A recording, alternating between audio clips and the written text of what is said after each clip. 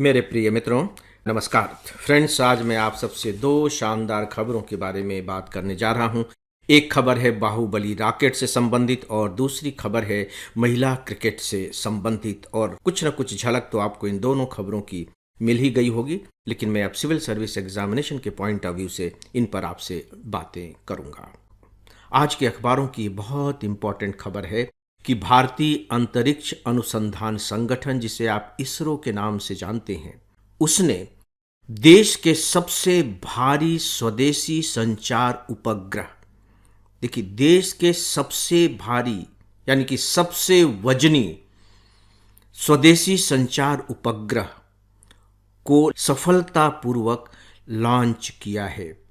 अब ये जो उपग्रह है सबसे भारी, तो इसका वजन कितना है प्री एग्जामिनेशन में पूछा जा सकता है, क्योंकि टाइटल ही है सबसे भारी, या इसरो ने बाहुबली रॉकेट से लॉन्च किया सबसे भारी उपग्रह। अब आप देखें कि यहां जो भारी शब्द है ये दोनों से जुड़ा हुआ है।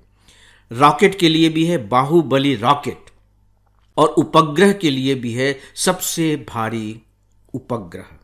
तो जो उपग्रह है उसका वजन है 4410 किलोग्राम, 4410 केजी। और दोस्तों ये जो संचार उपग्रह है इसका नाम है CMS-03। ये थोड़ा सा याद रखिएगा क्योंकि प्री एग्जामिनेशन में इस तरह से अब प्रश्न पूछे जाते हैं। CMS-03 और इसी का ही एक दूसरा नाम है, इस नाम से भी ये जाना जाता है GSAT-7R।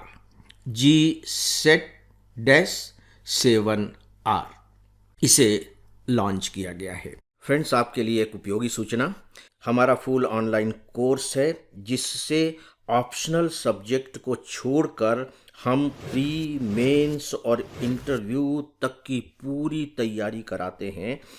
इसके सभी 1000 घंटे के लेक्चर्स वेल एडिटेड और एनिमेटेड हैं। इसके जो 90% लेक्चर हैं मैंने तैयार किए हैं, और मैं स्पेशली बताना चाहूँगा कि हमने इसमें पढ़ाया नहीं है बल्कि समझाया है। आपको इसकी पूरी जानकारी हमारे मोबाइल ऐप और हमारी वेबसाइट पर मिल जाएगी। और दोस्तों, ये जो 4410 किलो का जो वजनी उपग्रह है, इसकी बहुत बड़ी बात एक ये भी है कि इसे स्वदेशी तकनीक से तैयार किया गया है। इससे पहले उपग्रह लॉन्च किए गए थे, भारी उपग्रह, लेकिन उन्हें लॉन्च करने के लिए हमें फ्रेंच गुयाना की मदद लेनी पड़ती थी। वहाँ एक बेस है, लॉन्च बेस कौरव, वहाँ से हम अपना उपग्रह लॉन्च करते थे। दोस्तों, अब इसके बारे में कुछ ऐसी दूसरी इंपॉर्टेंट खबरें जिनके प्री एग्जामिनेशन में पूछे जाने की संभावना हो सकती है। देखिए, इसे जियो सिंक्रोनस ट्रांसफर ऑर्बिट GTO में स्थापित किया गया है। जियो सिंक्रोनस ट्रांसफर ऑर्बिट में, इसके बारे में आप थोड़ा सा देख लीजिएगा। समझाने के बतौर मैं आपको बताना चाहूँगा कि देखिए इसमें शब्द है ट्रांसफर ऑर्बिट, यानी कि एक ऐसी भूकक्षा जिससे ट्रांसफर होना है। तो ये कहाँ ट्रांसफर होगा और यहाँ इसे क्यों स्थापित किया गया है? सामान्य भाषा में ये एक ऐसा ऑर्बिट है जहाँ यदि आप अपने उपग्रह को स्थापित कर देते हैं तो उसमें कम ईंधन खर्च होता है। और ट्रांसफर इस मायने में है कि यहां से फिर इस उपग्रह को आगे भूस्थानिक कक्षा में भेजा जाएगा, यानी कि वह जो कक्षा है उसकी जो गति है वो पूरी तरह से पृथ्वी की गति से मिलती है। और यदि कोई उपग्रह वहां पहुंच जाए तब फिर उसे बहुत कम या नहीं के बराबर ईंधन की जरूरत पड़ती है। और जब ऐसा हो जाएगा तो आप समझिए कि उसकी जिंदगी तो बहुत लंबी हो जाएगी उपग्रह की। फिलहाल ये जो उपग्रह है ये 15 वर्षों तक संचार सेवाएं देगा, ऐसा माना जा रहा है। दोस्तों, इसकी जो दूसरी और इम्पॉर्टेंट खबरें हैं, आइए उन पर थोड़ा सा बात कर लेते हैं। इसका उद्देश्य क्या है? इसका जो सबसे बड़ा उद्देश्य है वह है कि जो हमारा हिंद महासागर क्षेत्र है, उस हिंद महासागर क्षेत्र में हम अपनी संचार व्यवस्था को ज़्यादा मजबूत बना सकें। अब जानते हैं कि हिंद महासागर हमारे लिए क्यों इतना महत्वपूर्ण है। ये अलग से टॉपिक है और इस पर आपकी बहुत अच्छी तैयारी होनी चाहिए। और आप ये भी जानते हैं कि किस तरीके से चीन धीरे धीरे हिंद महासागर में अपनी घुसपैठ बनाने की कोशिश करता जा रहा है। तो हमारे लिए बहुत ज़रूरी हो जाता है कि हम हिंद महासागर में अपनी क्षमता को बढ़ाएं। और यह जो हमारा संचार उपग्रह है जो छोड़ा गया है, वह बाकायदे जो हमारी नौसेना है उन्हें संचार सुविधाएं उपलब्ध कराएगा। युद्धपोत होते हैं, विमान होते हैं और पनडुब्बियां होती हैं, उनके बीच बिना किसी रोक टोक के निर्बाध और सुरक्षित संचार संपर्क इसके माध्यम से स्थापित किया जाएगा। आप यूं कह लीजिए मोटे तौर पर कि हिंद महासागर में हमारी जो नौसेना है उसकी कनेक्टिविटी की जो ताकत है इसके माध्यम से कई गुना ज़्यादा बढ़ जाएगी। तो सीधी सी बात है कि हमारा सर्वेलियंस बढ़ सकेगा, यानी कि जो हमारी राष्ट्रीय सुरक्षा है वह बढ़ सकेगी। और यह बिल्कुल स्पष्ट है कि इससे हमारा जो व्यापार होता है हिंद महासागर के जरिए उसमें भी काफ़ी मदद मिलेगी। दोस्तों, एक तथ्य और कि इस उपग्रह में उच्च क्षमता वाले बैंड विड्थ लगे हुए हैं, उच्च क्षमता वाले। तो जब उच्च क्षमता वाले बैंडविड्थ होते हैं तो नौसेना की इसके कारण कनेक्टिविटी कई गुना ज़्यादा बढ़ जाएगी और इससे दूरस्थ क्षेत्रों तक डिजिटल क्षेत्र में भी सुधार हो सकेगा। तो इसके कारण फिर हमारी जो नागरिक एजेंसियां होती हैं जिनका संबंध होता है नौसेना के साथ, उनको भी मदद मिल सकेगी। तो दोस्तों, ये थी इसके बारे में कुछ महत्वपूर्ण जानकारियां। और जैसा कि मैंने कहा कि ये बहुत बड़ी सफलता है हमारे देश की और ख़ासकर हमारे अंतरिक्ष अनुसंधान संगठन की। तो इसके बारे में जो छोटी छोटी बातें हैं मैंने आपको बताई हैं। मुझे प्री एग्जामिनेशन की दृष्टि से ये टॉपिक बहुत महत्वपूर्ण मालूम पड़ रहा है। साइंस से जुड़ा हुआ विषय है, तो इसके जो वैज्ञानिक तथ्य हैं उन पर भी आप थोड़ी सी और यदि चाहें तो जानकारी हासिल कर लीजिएगा। एक बात और, क्या इसका मुख्य परीक्षा में भी कोई रोल है?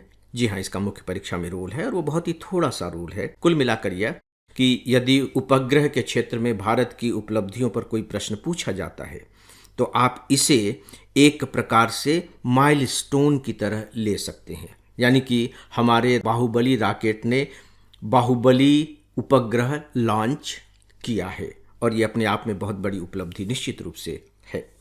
दोस्तों, जो दूसरी खबर है वो क्रिकेट की दुनिया की है और चूंकि आप सब क्रिकेट के बड़े शौकीन होंगे ही, इसलिए मुझे बहुत ज़्यादा इसके बारे में बताने की ज़रूरत नहीं है, लेकिन फिर भी थोड़ी सी चर्चा तो हम करेंगे ही कि हमारी महिला क्रिकेट टीम ने वनडे वर्ल्ड कप जीत लिया है।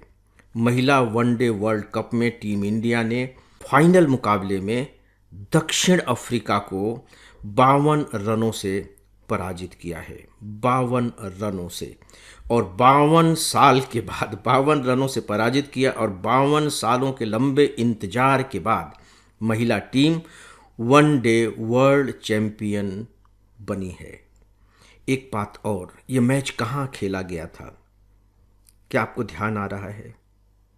ये मैच नवी मुंबई के DY पाटिल स्टेडियम में खेला गया था। DY पाटिल स्टेडियम में। चूंकि इंडिया ने ये चैंपियनशिप जीती, इसीलिए आपको शहर का नाम और स्टेडियम का नाम भी मुझे लगता है कि जानना चाहिए।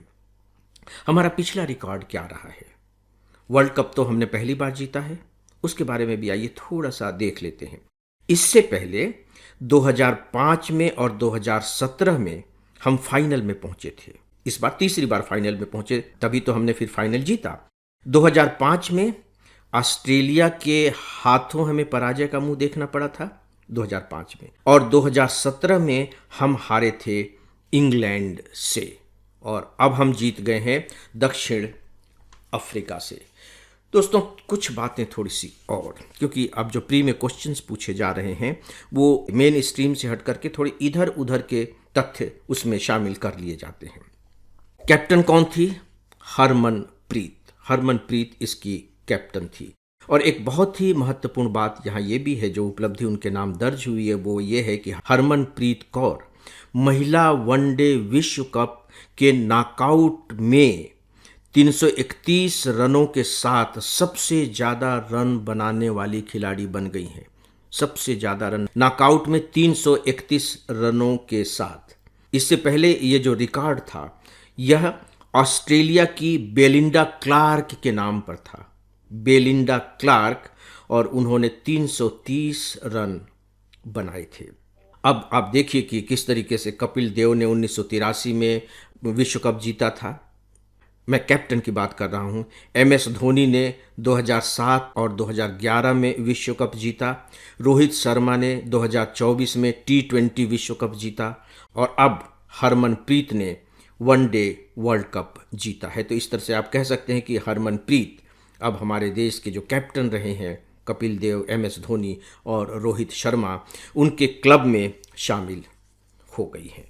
तो दोस्तों, ये अपने आप में एक बहुत बड़ी उपलब्धि है कि किस तरीके से खेल की दुनिया में अब धीरे धीरे भारत बहुत तेजी के साथ दूसरे क्षेत्रों में भी अपना स्थान बनाता चला जा रहा है। दोस्तों, इस विषय पर बस इतना ही और इसी के साथ ही अब आज के इस डेली ऑडियो लेक्चर को यहीं समाप्त करता हूँ। नमस्कार।